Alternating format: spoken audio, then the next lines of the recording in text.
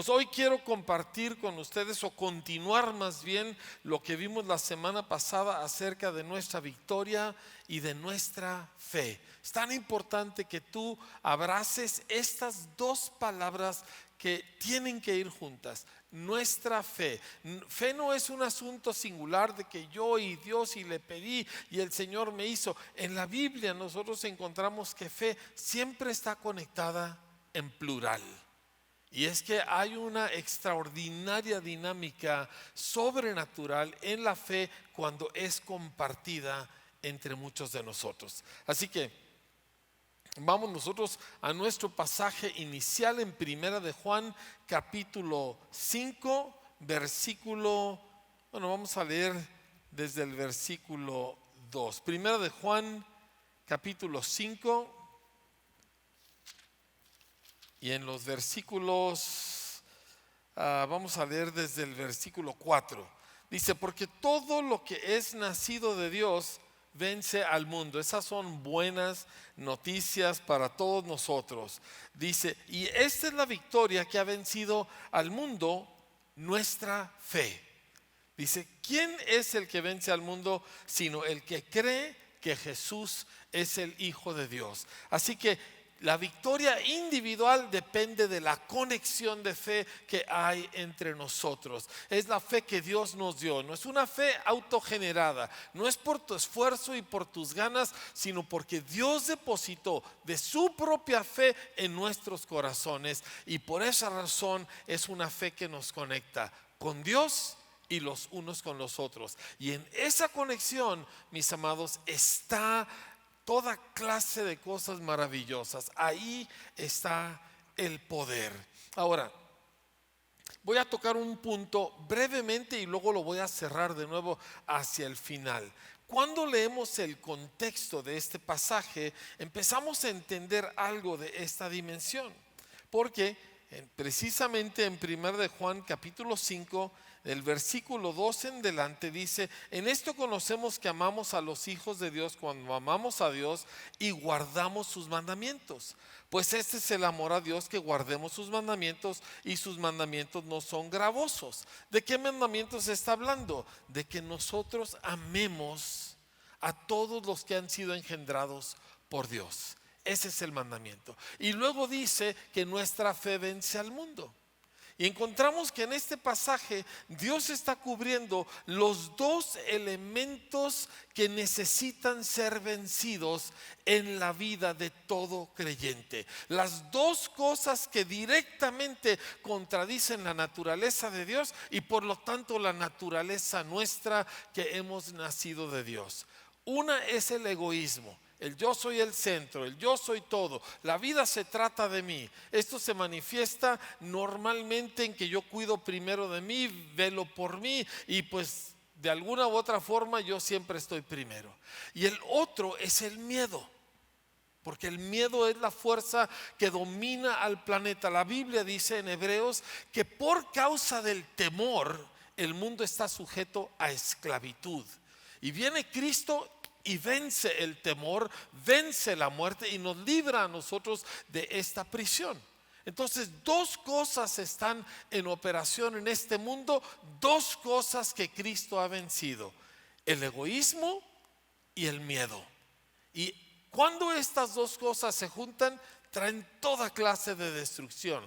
Pero cuando el Espíritu Santo entra en acción, entonces en vez de egoísmo está el amor de Dios, y en vez de temor está la fe de Jesucristo. Y estas dos juntas producen una revolución, ¿sí?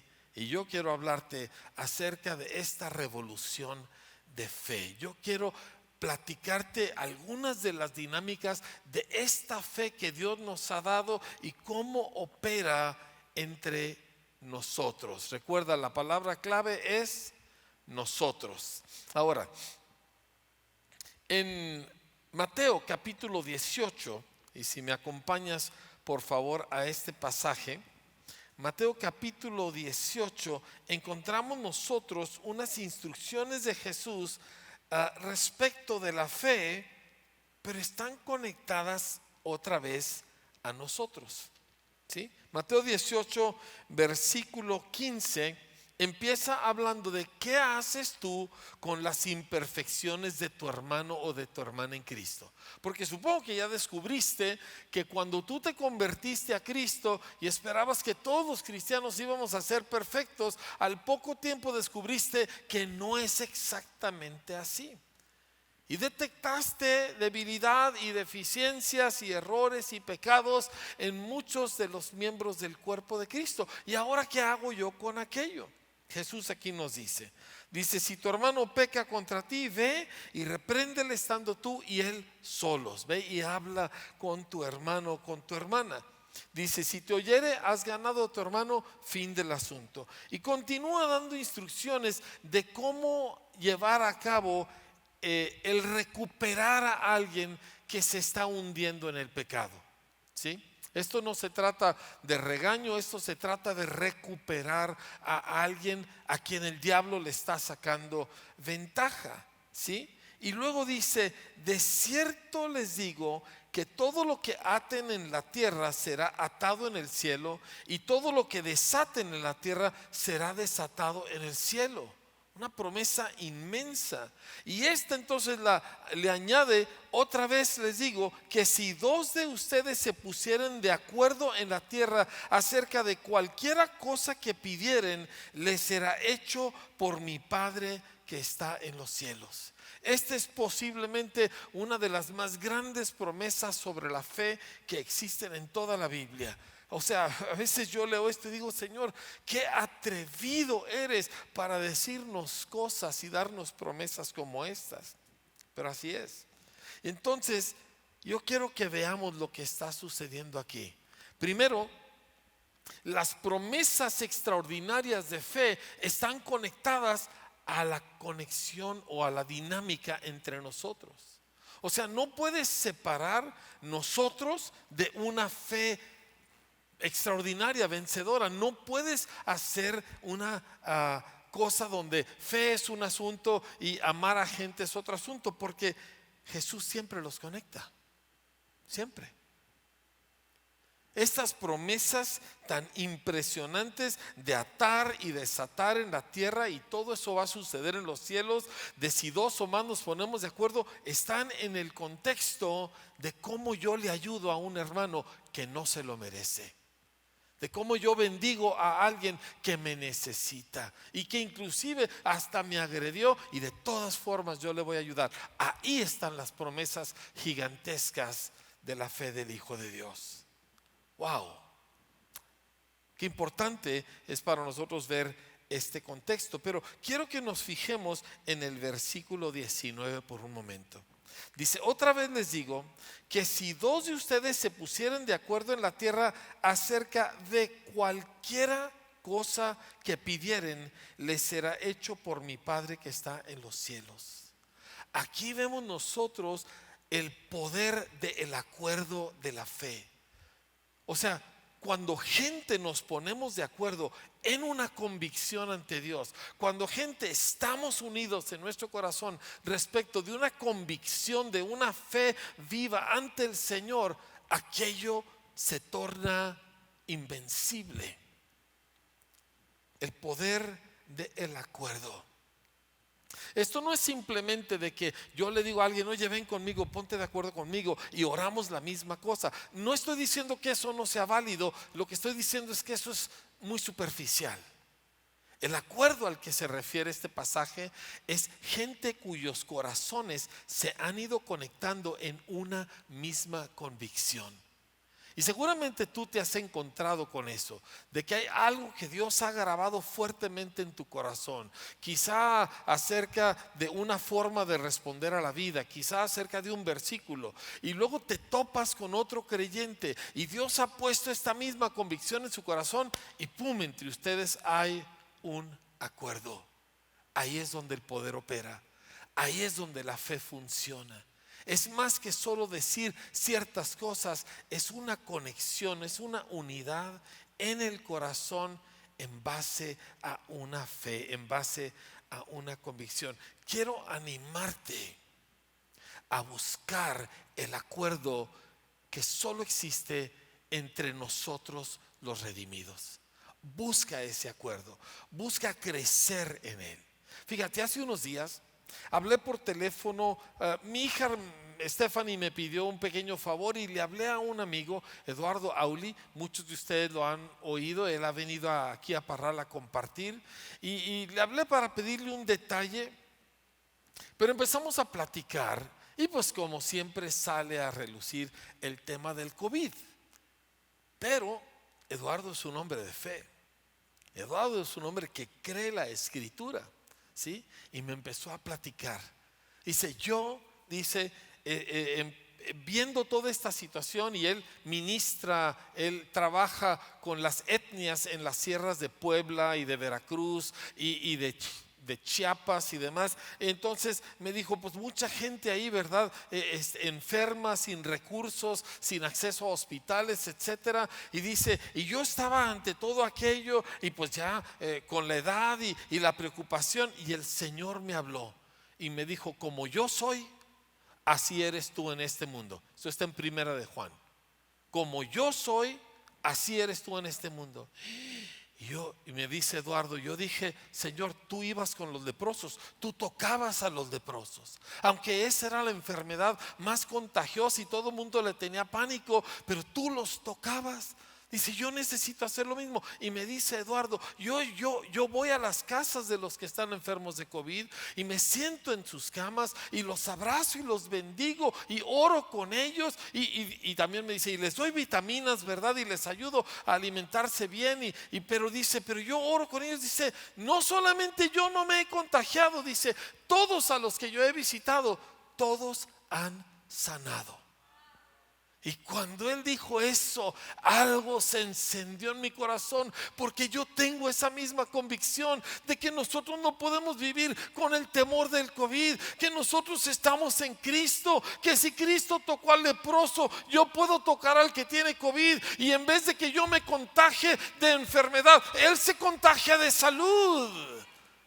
Este es el reino de Dios. Y cuando Eduardo me dice eso, y yo estoy en el mismo canal, un acuerdo de fe, un acuerdo de convicción, un acuerdo que produce resultados extraordinarios.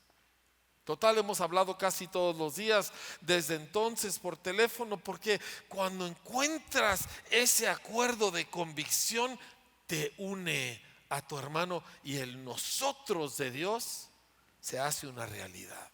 Y cosas suceden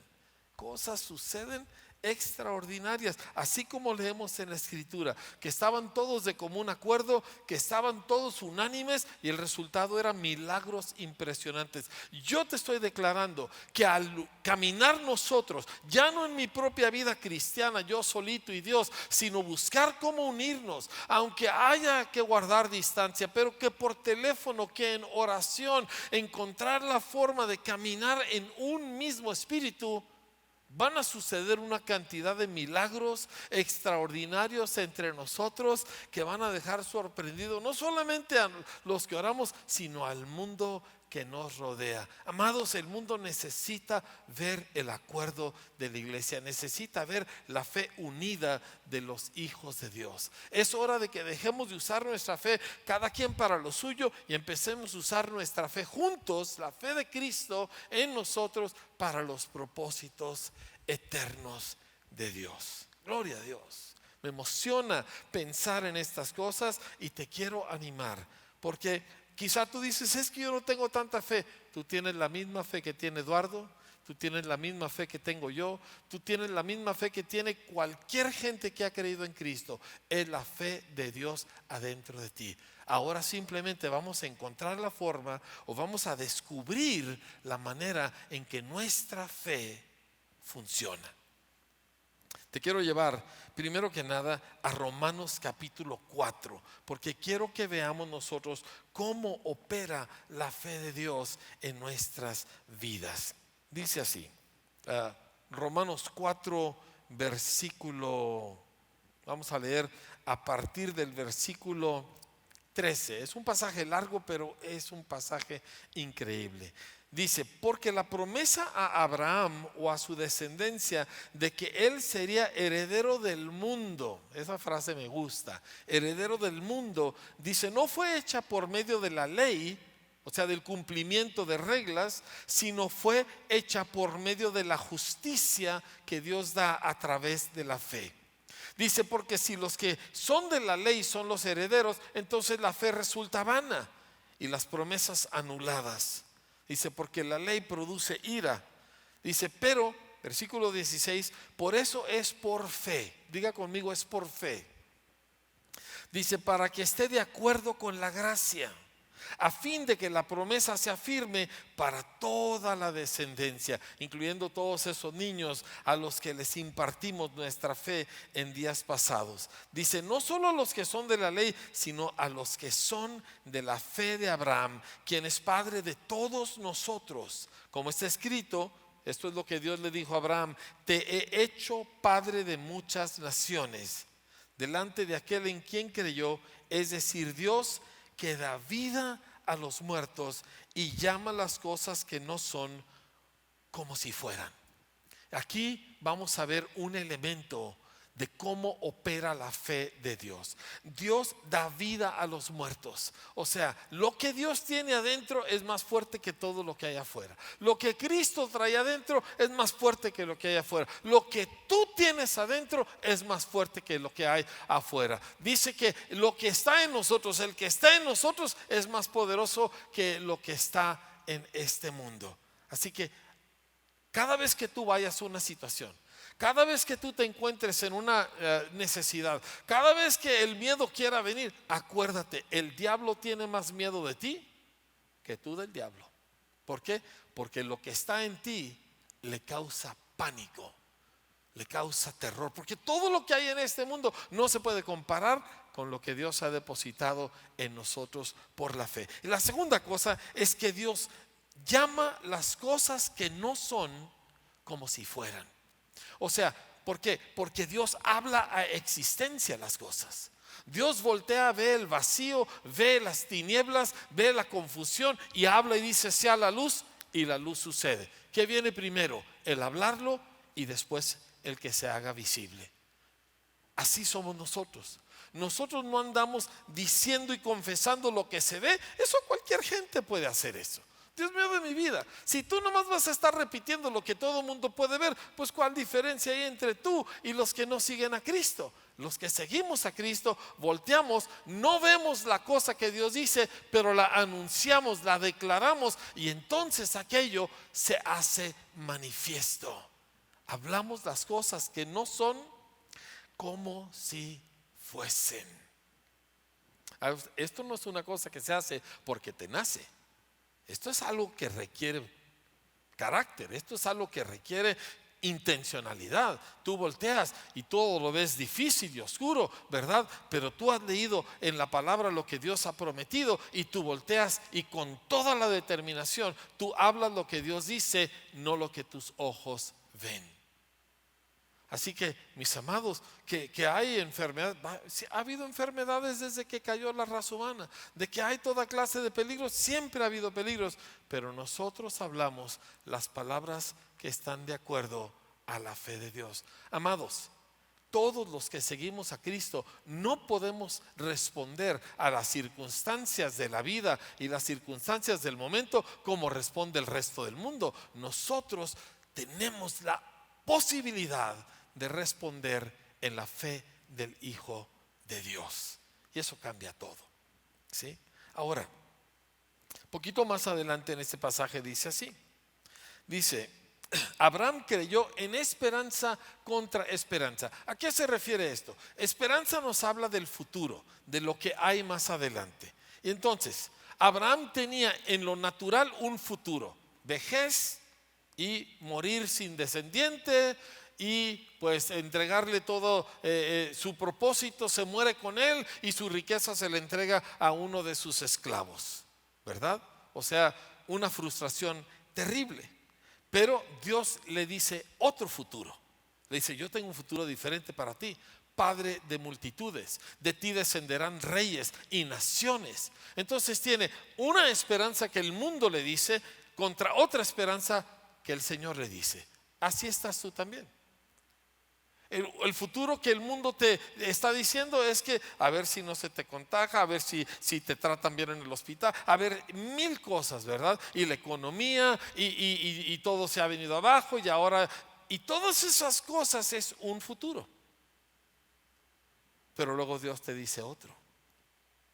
Y tú escoges, no el que te nace y no el que sientes, porque normalmente el que sientes es el feo, pero escoges la esperanza que Dios ha anunciado sobre ti. Dice así: creyó en esperanza contra esperanza, a fin de llegar a ser padre de muchas naciones, conforme a lo que se le había dicho, así será tu descendencia. Y sin debilitarse en la fe, abrió los ojos y miró su cuerpo. Y era un anciano, tenía casi 100 años. Abrió los ojos y miró las circunstancias. Hay gente que piensa que fe es cerrar los ojos y apretar los puños y negar la realidad. No, mi hermano, la fe no niega la realidad, la fe la vence, la cambia.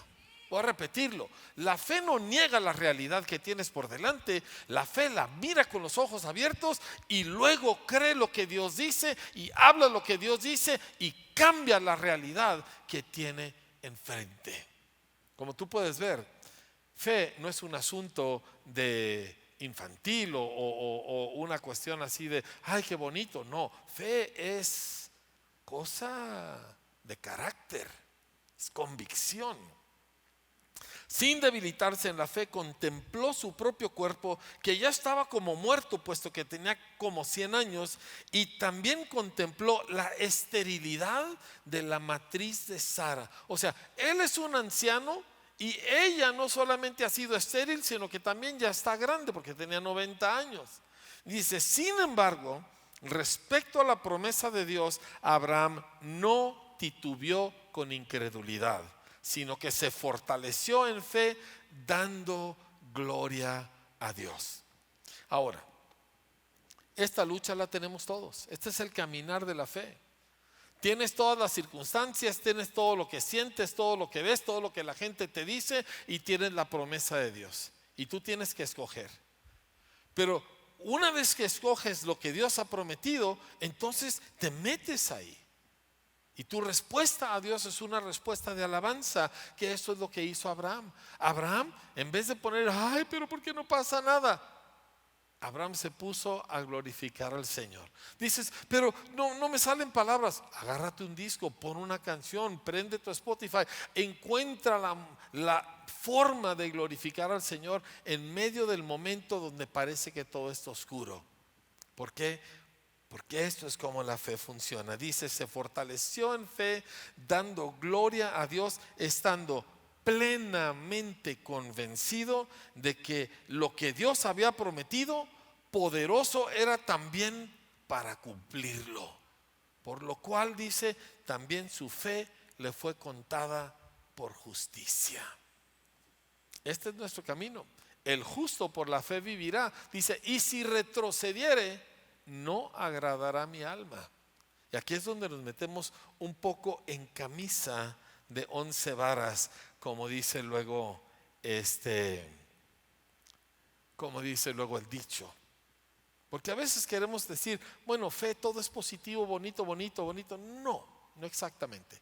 Fe es de carácter, fe es de convicciones, fe es de guerreros, fe es para vencer, ¿sí? Y dice: si retrocediere, no le vamos a caer muy bien al Señor. Quiero que veamos lo que pasa en Marcos capítulo 9, y vamos a empezar con el verso 14.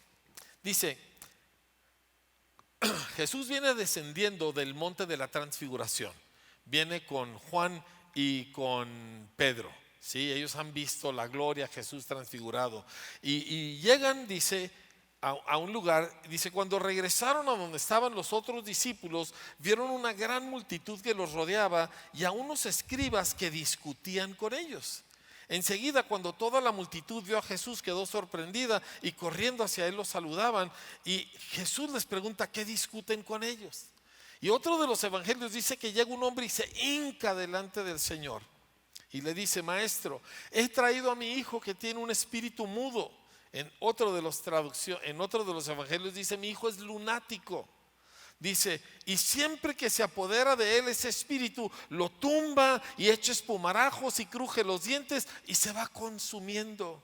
Y dije a tus discípulos que expulsaran al espíritu, pero no pudieron. Y hay muchos que nos gustaría borrar el siguiente versículo, porque lee así: Jesús les dijo: oh generación incrédula, ¿hasta cuándo estaré con ustedes? ¿Hasta cuándo los tengo que soportar? No es exactamente la reacción más positiva y amorosa que tú querías, pero es que la incredulidad no agrada al Señor. Y yo sería un falso maestro si yo te digo: no, el Señor te va a decir: mira, no hay problema. No, el Señor se molestó con sus discípulos por su falta de fe. Así de sencillo. Si retrocediere, dice, no agradará mi alma. Ahora, eso no significa que Él no iba a ayudarles. Eso no significa que Él los iba a condenar al infierno. Pero no estaba contento. Y amados, vamos a entender una cosa: en la vida que estamos viviendo y en el año y en las circunstancias que estamos viviendo, si tú y yo respondemos en incredulidad, no vamos a encontrar un rostro sonriente a la hora de orar. Vamos a encontrar un regaño. Vamos a encontrar que Dios no está contento. No nos va a aventar, no nos va a abandonar, pero entiende que incredulidad es algo muy desagradable al Señor. ¿Por qué? Porque si hay alguien digno de que se le crea, es el Señor. Ahora, antes de que te me espantes demasiado, ¿sí? Jesús, molesto, ¿verdad?, les dice: traigan al muchacho. Y lo llevaron ante él. Y cuando el espíritu vio a Jesús, como te dije, lo que traes adentro es más fuerte que lo que ronda por afuera. Cuando el espíritu vio a Jesús, al instante sacudió con violencia al muchacho, y este, cayendo en tierra, se revolcaba echando espumarajos. Jesús preguntó al padre: ¿cuánto tiempo hace que le sucede esto? Desde su niñez, respondió. Muchas veces ese espíritu lo ha echado en el fuego y también en el agua para destruirlo. Pero si tú puedes hacer algo, ten misericordia de nosotros y ayúdanos. Y nuevamente la respuesta de Jesús me encanta, se la leí la semana pasada. ¿Cómo que si tú puedes? A ver, dilo conmigo. ¿Cómo que si tú puedes? Ahora, Jesús no está apelando aquí a su divinidad. Él no está diciendo: yo soy Dios, yo puedo hacer cualquier cosa. Él está apelando a algo que ha puesto a nuestro alcance. Él dice: todas las cosas son posibles para el que cree. ¿Cómo que si puedes? Yo creo, por lo tanto todo es posible. Por lo tanto, todo se puede. Y eso es otra de esas promesas que asustan y que tú y yo necesitamos tomar en serio. Pero es que, no, Señor, tenemos que detener todas las diferentes explicaciones y los peros y pararnos y decir: ¿qué voy a hacer con esta extraordinaria promesa que al que cree todo le es posible? Les quiero confesar que la convicción que yo tengo en mi corazón acerca de la enfermedad es una realidad. Pero cuando oí a Eduardo y sus acciones de fe, me sacudió, me incomodó, no en mal sentido, ¿verdad? Pero me hizo ver: Enrique, tú crees esto, ¿por qué estás tú siguiendo otras ideas y otros consejos? Ahora, no te estoy diciendo que tú actúes de una manera imprudente o impulsiva, pero mi amado, todos somos llamados a abrazar la fe y no la incredulidad. Total, Jesús sana al muchacho, él expulsa el demonio y luego regaña a sus discípulos, ¿verdad? Viene con él y dice: ¿qué pasó? ¿Por qué no pudimos nosotros? Y les dice: porque ustedes tienen muy poca fe. Así de sencillo. Sí, les dijo: ayunen y oren para que se les salga a ustedes la incredulidad. Esa es paráfrasis mía, ¿verdad? Pero el problema, dijo, es por su poca fe.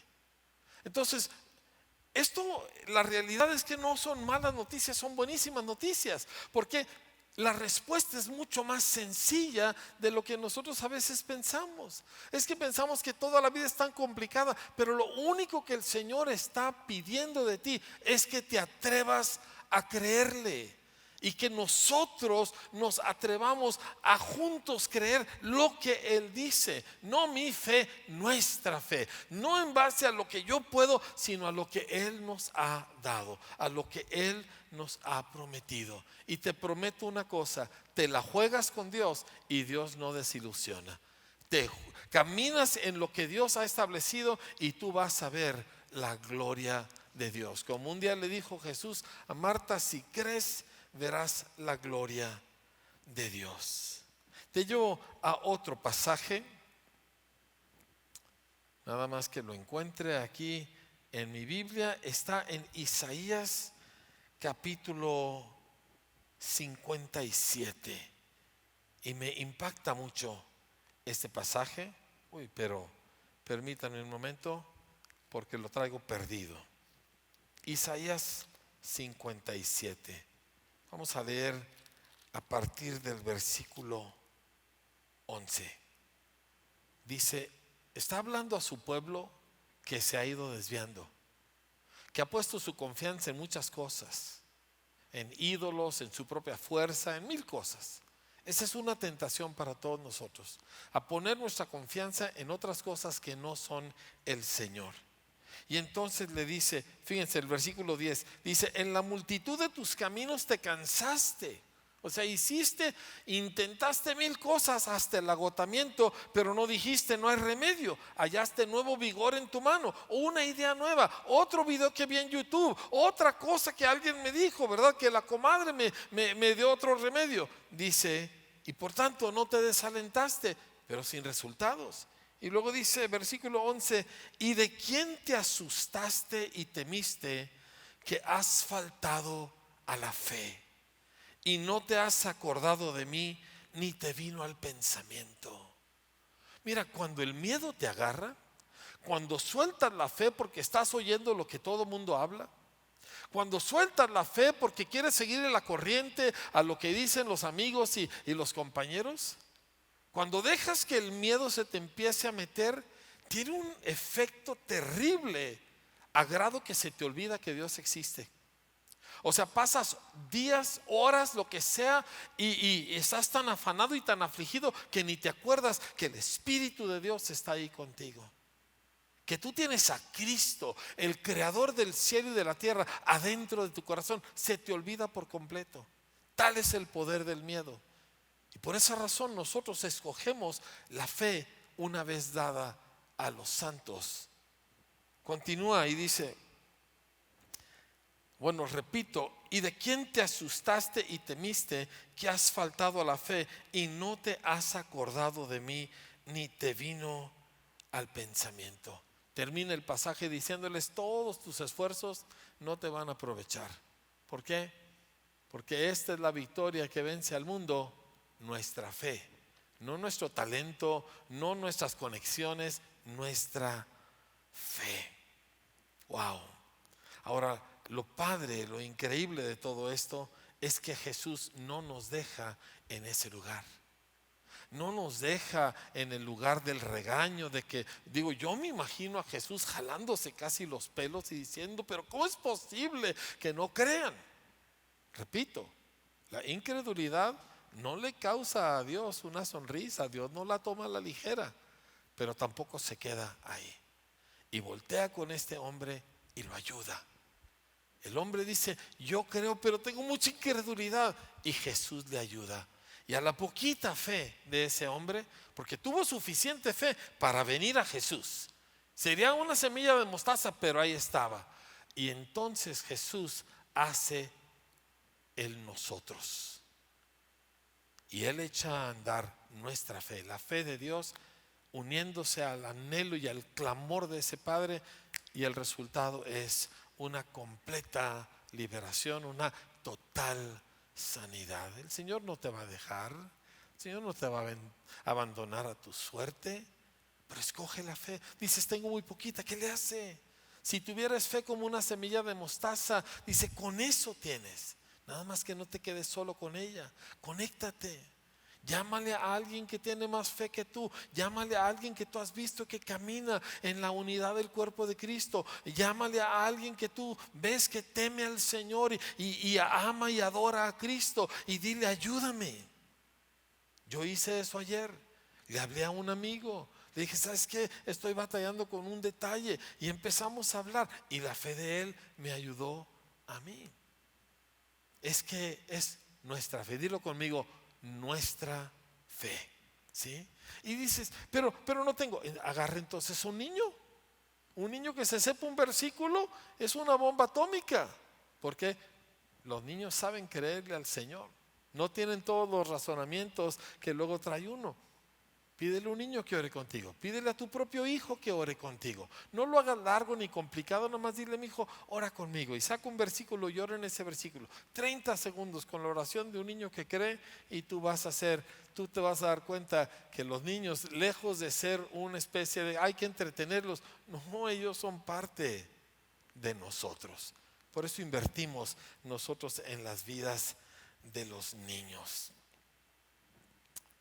Así que la fe de Dios que ha sido depositada en nosotros, esta fe es mayor que todo lo que hay en el mundo.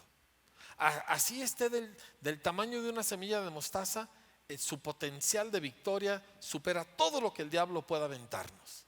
Esa fe está adentro de ti. ¿Sí? Ahora, si tú ahorita estás con una fe de uña enterrada, no trates tú de caminar sobre las aguas. ¿Sí me explico? Pero crece, estudia, medita, glorifica al Señor, júntate con gente de fe y tu fe va a crecer de uña enterrada, ¿verdad? A donde tú puedes orar con fe por cosas más fuertes. Y la fe, como la semilla de mostaza, crece y crece y crece.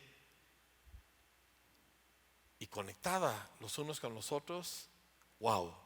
Segunda de Corintios nos habla acerca de otra dimensión de esta fe que quiero reforzar con todos nosotros. Segunda de Corintios 4:13 dice, pero teniendo el mismo espíritu de fe, conforme a lo que está escrito, creí, por lo cual hablé. Y luego el apóstol Pablo describe esta fe en el versículo 16.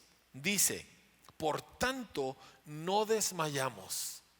Que el mundo se volteó al revés, sí, pero el mundo ha estado al revés por mucho tiempo. No desmayamos. Antes, aunque nuestro hombre exterior se va desgastando, el interior no obstante se renueva de día en día. Porque esta leve tribulación momentánea produce en nosotros un cada vez más excelente y eterno peso de gloria, no mirando nosotros las cosas que se ven, sino las que no se ven. Porque las cosas que se ven son temporales, pero las que no se ven son eternas. Es tiempo que se levante el pueblo de Dios mirando lo invisible, creyendo lo imposible. Es tiempo que se levante el pueblo de Dios y se ponga estos lentes para mirar la vida a través de los ojos de Dios, a través de los ojos de la fe. Es tiempo que el pueblo de Dios deje de parecerse al resto del mundo y empiece a parecerse a Jesús, aunque sea poquito, pero a Jesús. Y a caminar en los pasos de fe que el Señor Jesús caminó y empezar a ver las cosas que el Señor Jesús vio. Nosotros miramos lo que no se ve.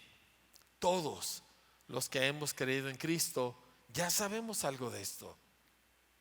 La razón que tú sabes que tienes vida eterna es porque has creído. No la ves, pero la crees. Ya tienes la semilla, ya tienes la medida de fe operando adentro de ti. Entonces llegamos, como este pasaje paralelo con lo que dijo Pedro en su primera epístola, dice, hasta obtener el fin de nuestra fe, la redención de nuestra alma. Un elemento importantísimo en la fe de los hijos de Dios es que siempre tiene la eternidad en la mira, siempre.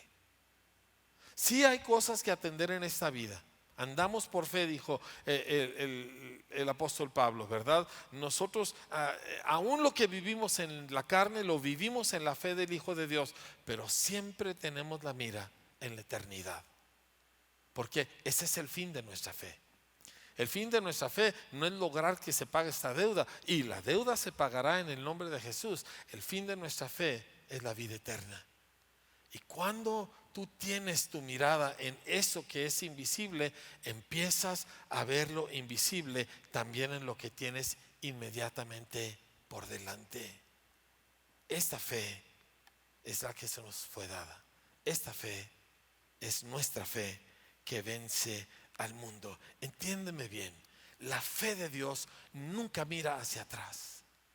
¿Sí? La fe de Dios no está, ay, es que yo perdí tanto. La fe de Dios es que perdí mi trabajo. La fe de Dios no dice, es que mi salud se ha deteriorado. La fe de Dios nunca mira para atrás.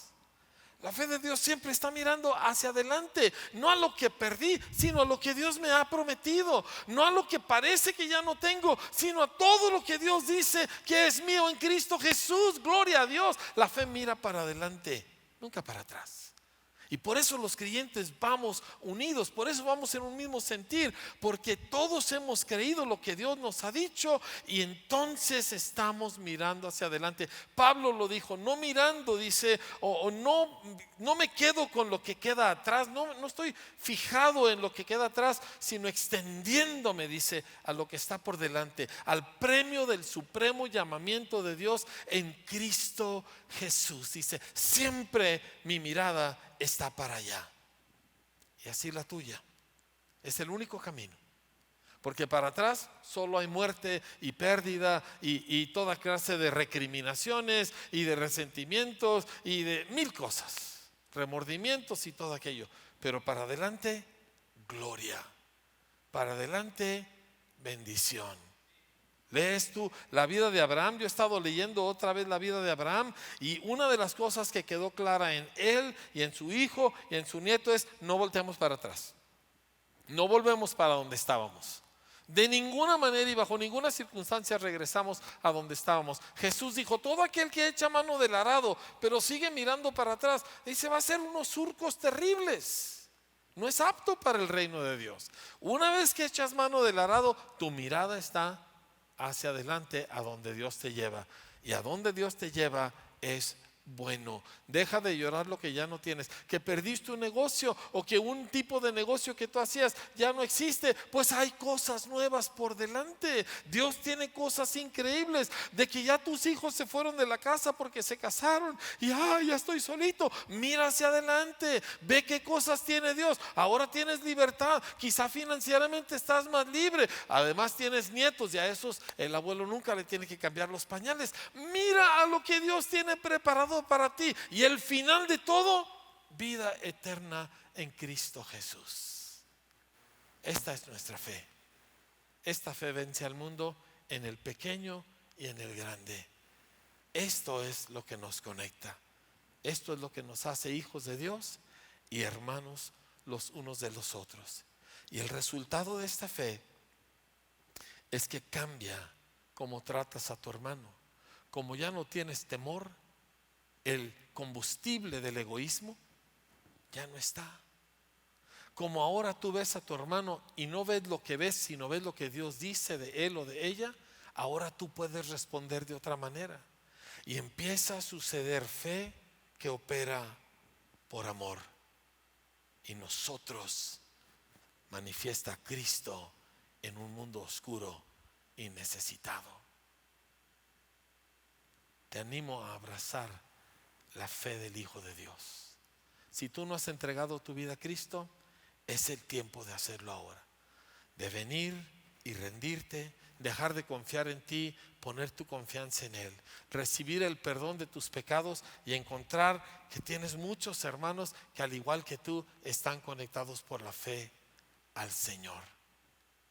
El Señor tiene planes para ti y son buenos planes, y el Señor tiene planes para nosotros y son increíbles sus planes. No te los pierdas. Padre, pido tu bendición sobre todos aquellos, Señor, que están escuchando mi voz en este momento, por los que hemos creído para echar mano nuevamente de aquella fe que nos fue dada, Señor, y por los que todavía no han creído, pero hoy, al oír la palabra, han decidido creer. Pido, Señor, que tu reino se manifieste poderosamente, transformando sus vidas y a través de ellos transformando el mundo que nos rodea. Todo para la gloria de tu nombre. Amén.